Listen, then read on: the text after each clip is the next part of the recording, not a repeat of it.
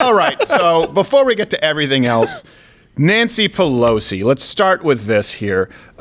Nancy Pelosi thanked George Floyd, the spirit of George Floyd, I guess. Sure. Thanked the powers that be. George Floyd.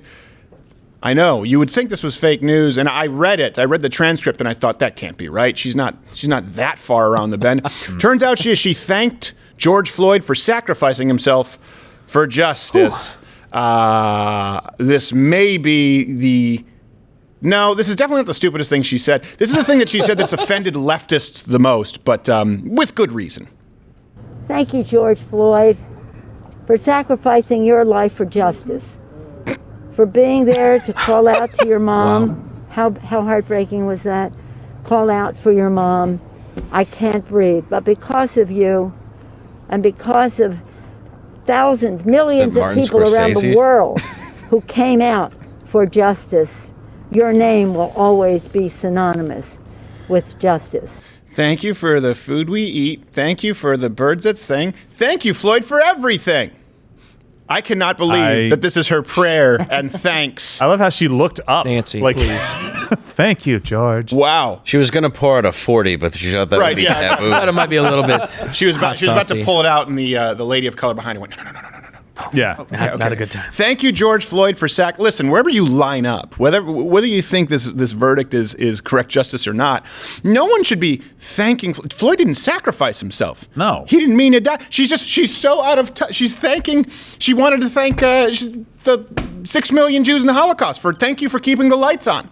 Not at all. Thank you, Nicole Brown Simpson, for letting us know OJ's a killer. Yes, thank you. Without you Justice. letting us know, we would have never known.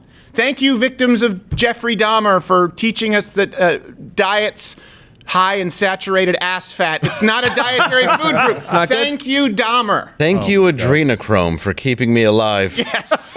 I mean, she just equated this guy with like the soldier that jumps on the grenade to save his platoon, right? Like, I mean, come on, this guy didn't sacrifice Took anything. one for the team. His name will not be associated with justice. It'll be associated with being a criminal. Yeah. Right? I mean, come on. You don't have to memorialize this guy as though he were a saint. And that's what they're doing. That's insane. Look, no one's a saint in this. Whether it's Chauvin or Floyd, none of them seem like great guys.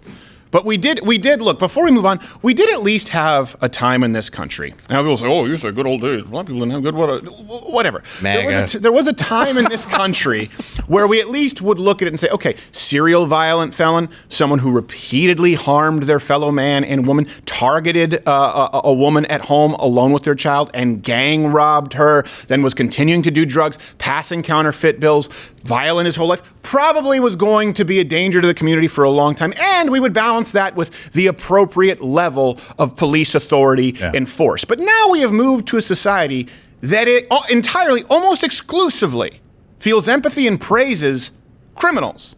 And this is what you're going to end up with, guys. You're going to end up with a society that doesn't protect good guys from bad guys. You're going to end up with a society that protects likely bad guys from potential vigilantes. Watch Louder with Crowder live, Monday through Thursday, 10 a.m. Eastern.